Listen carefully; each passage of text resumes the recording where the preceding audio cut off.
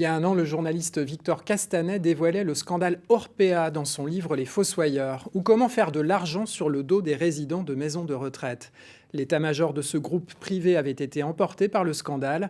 Le sort réservé au grand âge était éclairé d'une lumière crue. Les choses ont-elles changé? C'est ce que nous allons voir en 3 points avec Noémie Furling. Bonsoir Noémie. Bonsoir. Eh bien, écoutez, le compte n'y est toujours pas, selon la défenseure des droits, Claire Hédon. Elle estime, dans un rapport publié le 16 janvier dernier, qu'un an après l'alerte, la réponse des pouvoirs publics n'est pas à la hauteur. En cause notamment le manque de personnel. Aujourd'hui en France, on compte 6 soignants pour 10 résidents, alors qu'il en faudrait minimum 8. Si l'État prévoit la création de 3000 postes supplémentaires cette année, les professionnels du secteur en réclament quant à eux 20 000. Des professionnels qui doivent en plus de ça faire face à une baisse de popularité de leur métier. Y a-t-il tout de même des améliorations à signaler?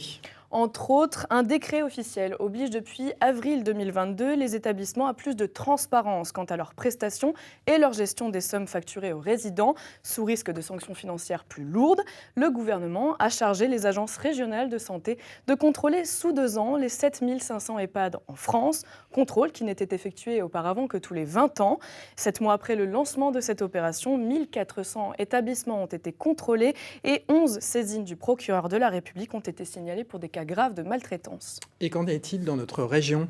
Bien, au 31 décembre dernier, 20% des établissements des Hauts-de-France ont été passés au crible, soit l'équivalent de 119 inspections sur site ou à distance. Aucun dysfonctionnement majeur n'a été constaté selon l'ARS. Les seules défaillances observées concernent des manques de sécurisation des locaux et des carences en moyens humains.